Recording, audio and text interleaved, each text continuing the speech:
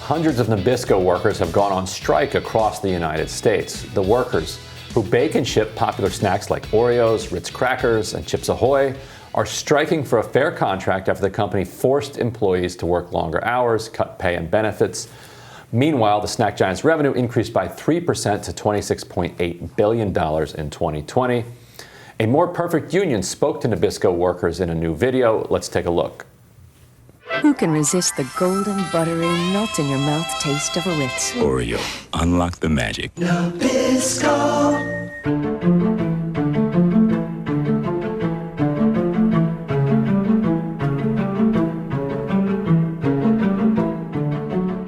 They came with some demands in the last negotiation that were all takeaways. They wanted to take our overtime away. They wanted to put us on a 7-day work schedule, 12-hour days. They currently want to change our overtime pay so that if you work all that time, you will end up eventually getting paid less for working that amount of time.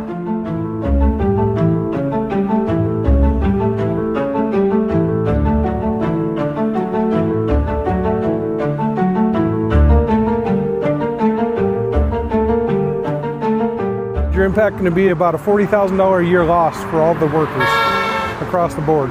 They've actually closed 2 factories recently, and they don't disclose where the production's going, but we know it's going to Mexico. You know, it's often said that even for people who are critical of the labor movement, the labor movement brought you the weekend. Well, Capital is very clearly trying to take the weekend back, and if people don't pay attention to fights like this one in Nabisco, I think we're seeing a push away from having this idea of a 40-hour week and a weekend that everybody has a right to enjoy. Yeah, my one thought here is this. I mean, we're in the struggle, the great struggle of our economy and the American workforce of the last probably 20 years has been automation, that the industries are fundamentally changing and going toward more automated technologies than we previously have had. Many of these jobs, I would venture to guess, would be ones that, yes, in this case, they're being sent to Mexico for cheaper labor, but even in 5 years in this economy may not even exist. So I do think that that's something that has to be taken into consideration is what we're doing to support American workers who frankly are going to be displaced by the modern economy. And that's where we get into vocational training, jobs training. But one other thing I just want to note is, there's about 10 million people unemployed coming out of the pandemic. National unemployment hovers around 6.4%. But Portland, where this protest began, although it's spread more nationally since then, has a 7.5% unemployment rate. So actually higher than the national average.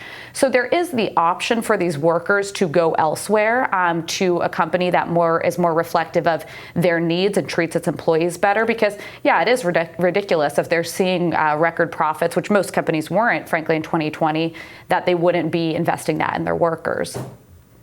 Yeah, with the pandemic, a lot of these companies, especially these snack companies, right? These guys are making Oreos and Chips Ahoy, Ritz crackers. I mean, they're making some of the good stuff. They were making a fortune off of people sitting at home with nothing else to do but eating their stuff, eating their snacks.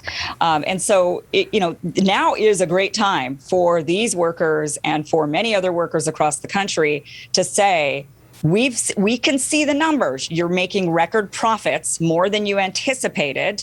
And we also know that there are other places where we can go to get jobs. We also know that every company in America is having a difficult time finding people to work at the jobs. So now is the time to put that leverage on these companies and to say, we want better rates, we want more benefits. And that is kind of what workers all around the country are doing. Even if they're not going on strike necessarily, they're sort of in a way going on a union, sort of a unionized strike without realizing it together. And that is that by not working, by not going and taking those jobs, it's forcing companies, it's forcing businesses to say, okay, well, I'll pay you more, I'll give you more.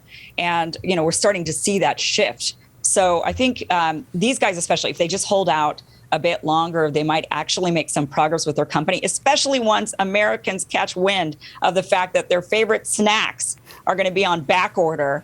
No one's going to be putting up with not being able to get their Oreos. Well, and something we've talked about before on this program is companies like Target who have decided to raise the minimum wage to $15 an hour, and other companies that have established college benefit programs for their staffers. I think we're in this new era, a growing one. We're just approaching it of corporate social responsibility, where some of the biggest companies in the world are realizing we can't just make money on the backs of our employees. It does us better, and frankly, it's good PR to invest in them. It's good that these folks are calling Nabisco out, because some of the biggest corporations are actually doing the right thing, and clearly Nabisco's not. Right, and a lot of this can be political and cultural, in the sense that if Nabisco, feels like this is stigmatized, like if there's a consumer cost on them for this behavior, for anti-worker behavior, then they're going to factor that into their decision. If there isn't, if a kind of neoliberal attitude prevails, and the American public says, look, I don't care where your factory is, I don't care how you treat workers, as long as you get those Chips Ahoy, to the aisle so that I can bring them home, then I don't care. If that attitude doesn't prevail anymore, and if people, particularly on social media, do actually stand in solidarity with the workers and let the company know, then they're actually going to feel that, and it's going to factor into how they go about their negotiations with the workers. Well, I hope they get it together, because I don't want to have to go on. I don't want to have to, don't make me stop eating my Oreos. Oreos or my Ritz crackers. We'll do it if we have to, but we really don't want to.